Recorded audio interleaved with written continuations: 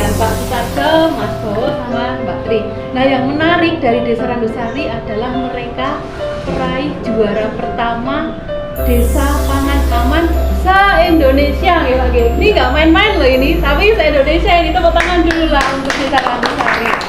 Nah, ini Desa Aman Pangan itu apa? Atau kriteria yang diberikan kepada desa itu apa? Dan bagaimana nanti Desa Randusari bisa meraih ke sana? Mungkin bisa dijelaskan. Drop it.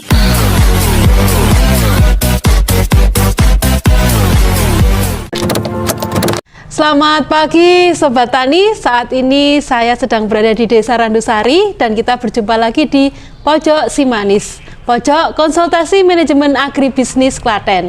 Dan kali ini kita rame-rame, tidak seperti biasa, Simanis kita ada 3. Nanti kita akan berkenalan dengan mereka, siapakah mereka tokoh-tokoh yang tayang di dalam podcast kita di pagi hari ini. Kita mulai dari yang paling ujung lebih dahulu. Pak, mohon diperkenalkan diri Pak. Bapak nama siapa, terus sebagai apa di sini? Monggo Pak. Assalamualaikum, salam sejahtera buat kita semua. Perkenalkan, saya Kepala Desa Randusari, nama Sutarjo. Saya didampingi dari tim kami, Bapak Triwibowo.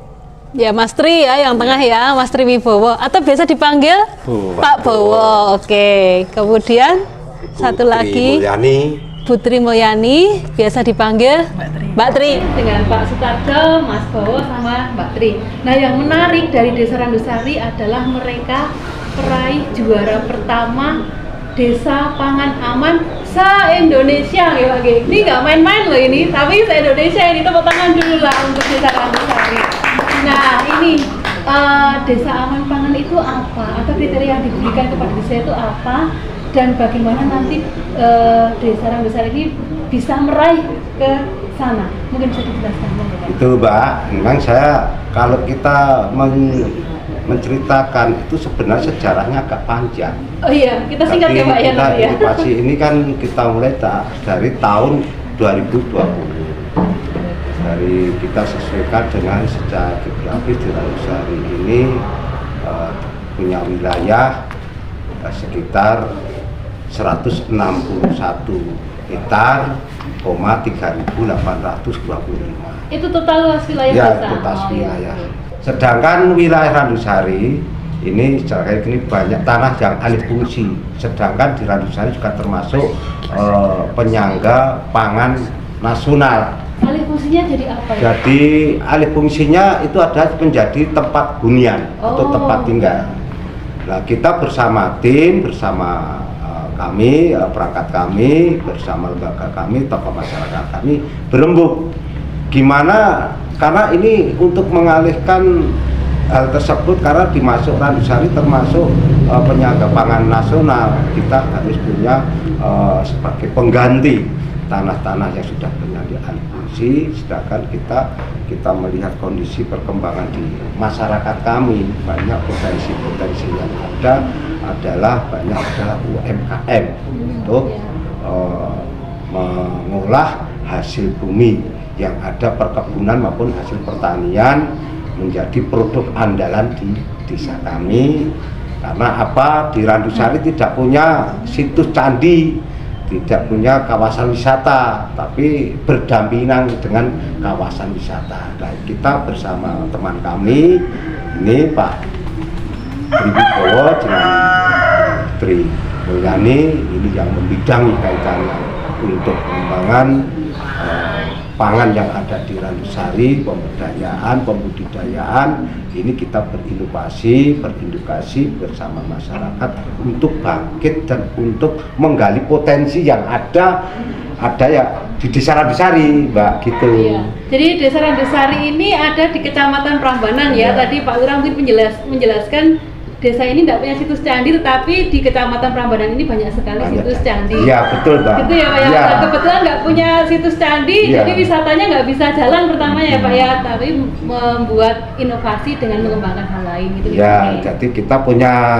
mengembangkan usaha kami yaitu UMKM, yaitu menjadi andalan kami untuk penyangga sebagai bahan oleh-oleh dari wisata yang ada di Randusari. Tidak ada yang datang tapi kita nyuplai oleh-olehnya lah ya Pak ya. Jadi supaya bisa sinergi antara desa Randusari dengan desa yang berdampingan dengan kawasan wisata Candi Prambanan. Nah tadi Pak yang saya masih penasaran gitu ya, juara 1 itu nasional itu kan nggak main-main ya Pak. Kriteria apa sih yang sebenarnya dipenuhi oleh desa Randusari ini sampai akhirnya bisa menyabet juara 1 itu? Kalau awalnya gini Mbak, kalau saya sampaikan, sebenarnya saya sendiri ya saya tidak menyangka kalau Randusari ternyata bisa diakui secara nasional, bisa mencapai mendapat penghargaan juara 1. Tapi kita berinovasi tidak mengharapkan juara.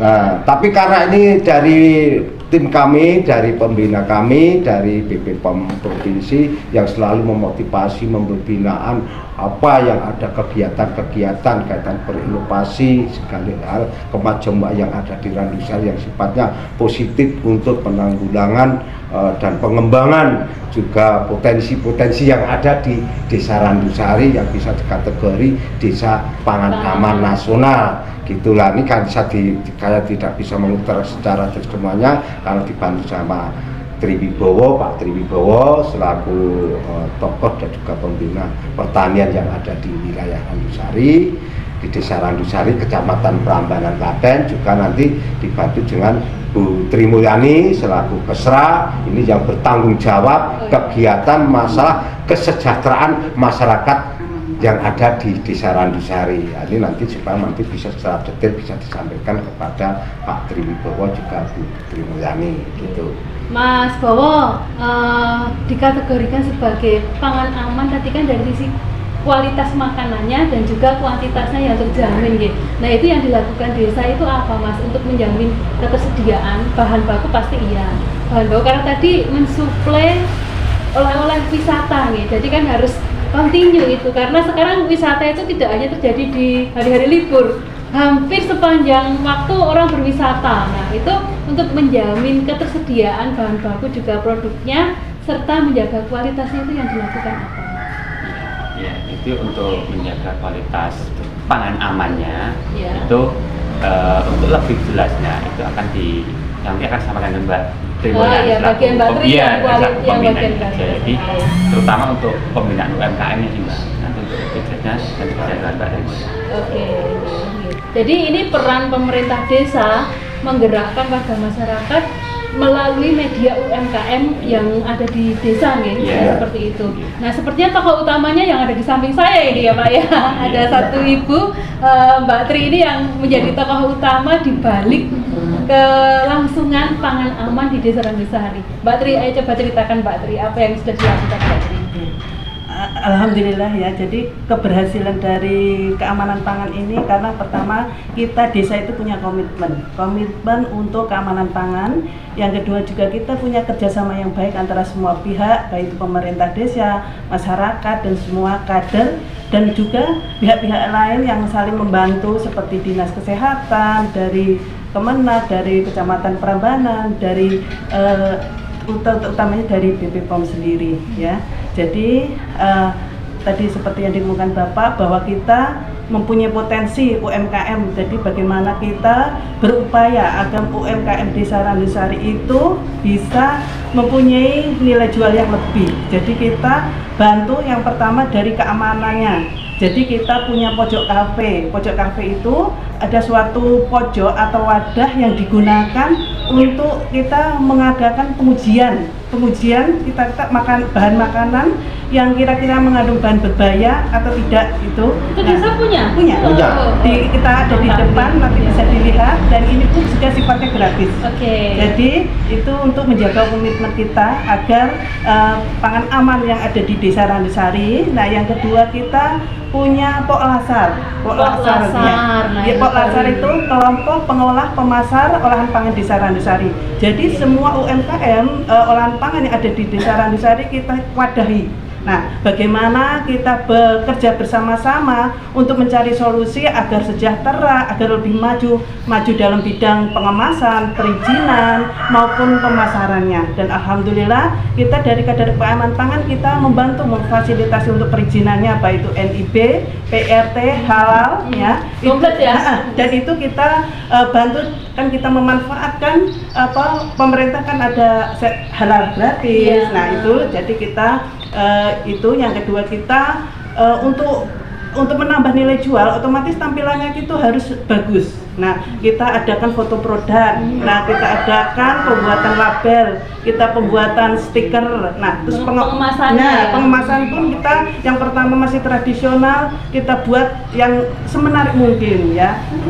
Pakai standing food dan yang lain-lainnya karena kita mengikuti pasar kita. Zaman juga ya. Gitu. Dan kita pun dari desa juga mengadakan pelatihan untuk marketing digital, terus yang lain-lainnya. Pokoknya kita harus up to date, ikutin perkembangan zaman, dan kita alhamdulillah. Terus selain itu kita juga membantu pemasaran mereka yang mungkin dulunya kita masih di dalam Randusari, kita sudah bisa masuk ke pusat oleh-oleh terbesar di Yogyakarta, Imbarbo, dan kita Muntilan juga, pusat olahan Muntilan. Kita juga sudah masuk ke pondok-pondok pesantren, jadi kayak MBS. Jadi kan mereka kalau minta dalam jumlah besar, kayak gitu kita juga ikut basar-basar yang ada diadakan di mall dan lain-lain. Alhamdulillah itu sangat membantu untuk pemasaran dari UMKM kita.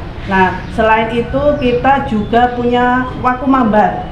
Waku Mambar lagi Ya, ini Waku baru Mambar. ya ini. Saya taunya apa tadi ya? Waku Mambar. Ya, Kita denger. Waku Mambar itu salah satu minuman herbal, yaitu untuk menambah nafsu makan anak, yang untuk membantu mencegah atau mengatasi stunting di Randusari. Dan alhamdulillah ini dampaknya sangat signifikan dari perubahan angka stunting tahun 2021 atau 2020 dari 26 dan sekarang alhamdulillah tinggal 3. Dan itu untuk pembuatan Waku Mambar itu pertama kali kita pembuatannya itu dibantu oleh Dinas Kesehatan dan fakultas jurusan kesehatan tradisional. Jadi untuk pembuatan awalnya, terus akhirnya pertama kali kita pakai untuk PMT balita.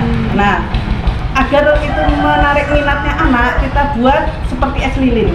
Dan alhamdulillah berjalannya waktu, anak-anak balita Randusari mau, dan awalnya itu masih kita berikan gratis. Alhamdulillah sekarang sudah dijual belikan, dan bahkan luar Randusari pun juga membeli. Berminat, Dan kita dan untuk luar kota pun karena permintaan dari luar kota kita juga banyak, kita sekarang dalam tahap pembuatan bentuk serbu.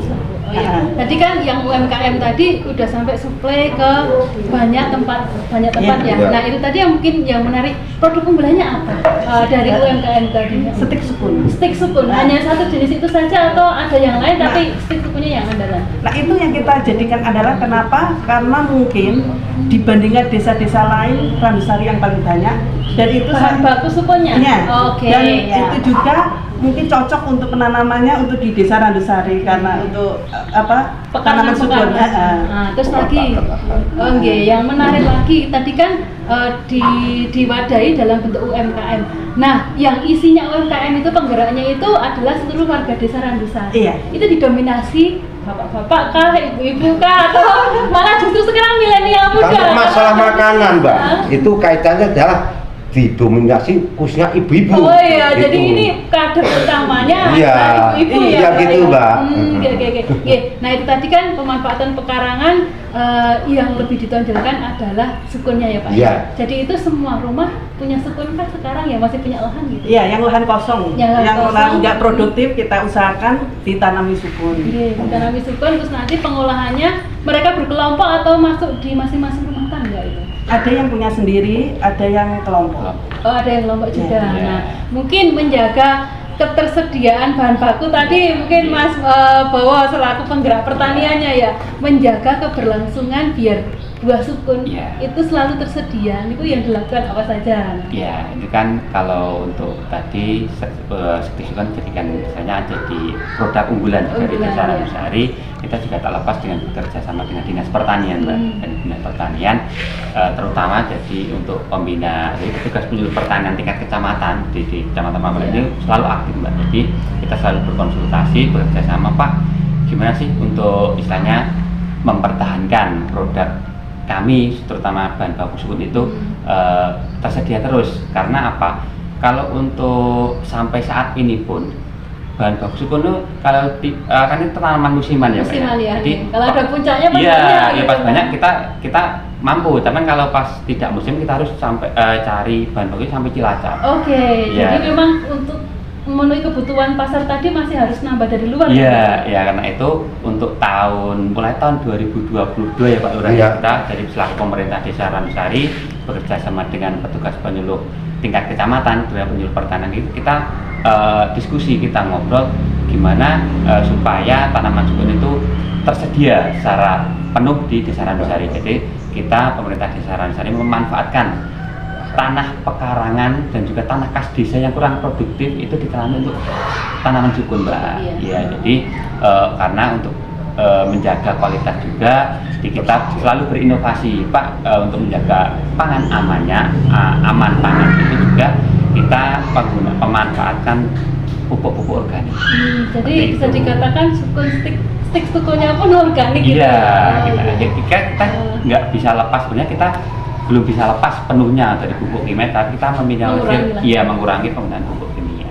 Kalau untuk produksinya, kira-kira dalam 1 bulan itu membutuhkan buah sukun itu seberapa banyak Mas yang sudah dilakukan? Atau mungkin lebih gampang diukurnya dari stik yang dihasilkan per bulannya itu sudah sampai berapa ratus kilo atau? Kalau masalah produksi, hasil produksi Iya, Pak. sukun itu hasil produksi kita 1 bulan itu bisa mencapai 3 ton. 1 bulan 3 ton? Ya, 3 ton. Oke. Sedangkan untuk bahan baku kita juga punya komunitas sebagai penggali bahan baku, itu juga mencari dari lain. Jadi lingkungan kami, Iya. jadi potensi warga kami, komunitas kami yang mencarikan bahan baku untuk memenuhi sebagai bahan baku stik sukun. Stik sukun Seperti tadi. gitu. Karena stik sukun Randusari itu udah ekspor, Mas. Oh gitu. Ke Jepang. Iya. Mungkin permintaannya banyak itu karena kita Udah ekspor ke Jepang loh ini Iya. sobat tani semua. Pak, tadi kan UMKM-nya banyak nih. Iya. Mungkin dalam satu desa lebih dari 10 lebih. lebih. Nah, sekarang totalnya 65. Oh, malah 65. Nah, itu kan pasti menjaga kualitas standarnya. Itu tugasnya siapa? Yang ngecek biar kualitas stik sukunya Randusari ini dari 65 UMKM tadi minimal standar lah, sama. Itu tugasnya siapa? Kader keamanan pangan. Oke, ada kader keamanan Iya. pangan. Ada. Ibu-ibu juga ini. Iya. Luar biasa ibu-ibu di Randusari ini ya. Terus tugasnya gimana Mbak? Cara pembagian kerja? Jadi kita itu punya tim sendiri-sendiri. Jadi kayak seperti pojok kafe tadi kan salah satu fungsi Fungsinya, atau iya. untuk menjaga keamanan pangan di Randusari. Organisasi.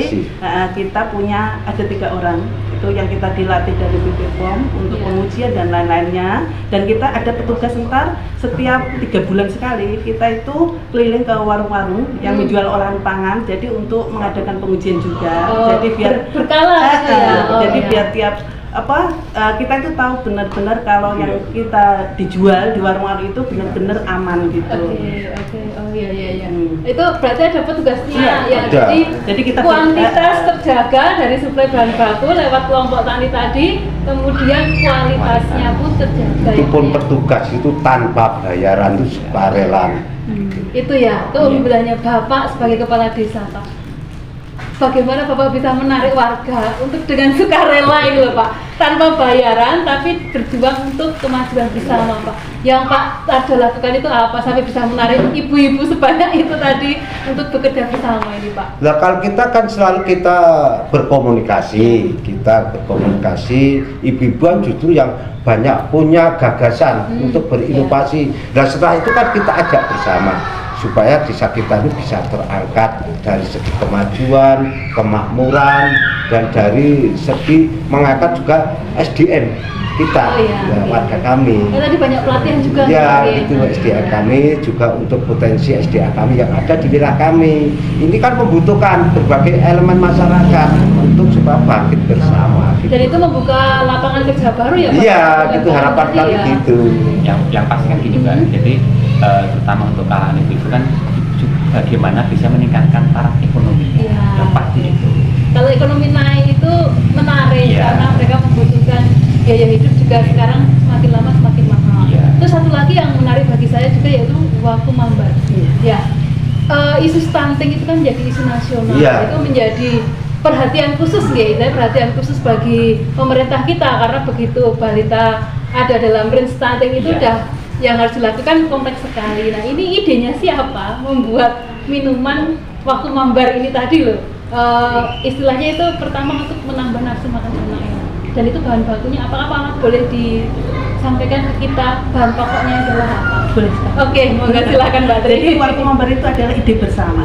Karena kita merasa memiliki Randusari, kita kumpul bareng seperti yang tadi diungkapkan Bapak Pak Kades bahwa kita dari Puskesmas juga ada, dari kecamatan ada, dari desa ada, semua kita kumpulkan bareng, kita rembuk bareng, dan ternyata ada salah satu solusi dengan ada Wakumambar. Itu ada kepanjangannya sih? Hah? Wakumambar, Ah. singkatan Wakumambar. Wak temulawak, Oh. kunyit, terus ketumbar, Oh. dan itu ditambah madu dan gula aren. Gula aren. Ya, iya, itu. iya, iya. Dan itu alhamdulillah kita untuk bahan bakunya itu kita ambil dari semua hasil tanaman dari masyarakat dan KWT. Oh berarti bahan bakunya juga disuplai Iya. desa Iya. sendiri ya, Iya. Pak Anggi. Jadi tadi mungkin sukonya sebagai tanaman kerasnya, kemudian yang empon-emponnya Empon-empon. atau toganya itu masuk di ibu-ibu tadi Iya. lewat untuk Wakumambar itu.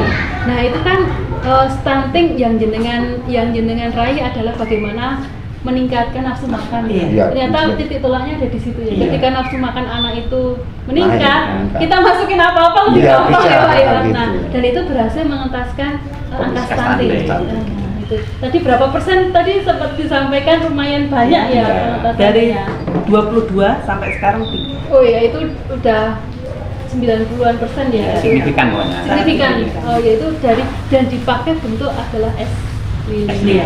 Dan ini pun sekarang sudah mulai dijual keluar Iya, ya Pak Anggi. Dan iya. mulai berinovasi dalam bentuk serbuk. Iya. Ya mungkin kalau dalam bentuk serbuk nanti daya tahannya juga daya simpannya Iya. lebih Iya. lama. Mungkin bisa diekspor juga ini Pak ya, mengikuti si Amin. apa namanya Sukun. sukun tadi yang sampai ke Jepang. Mungkin negara yang stuntingnya tinggi bisa nahan kali kita pulaan Wakumambar dari sini. Benar kan Mbak, kemarin pemerintah dari wilayah luar itu banyak, Oh, tapi iya. karena kan kita tidak berani karena Bisa menjamin. ketahanan. Menjamin Karena ketahanan. masih bentuk cair tadi Iya, ya, betul. Pak ya.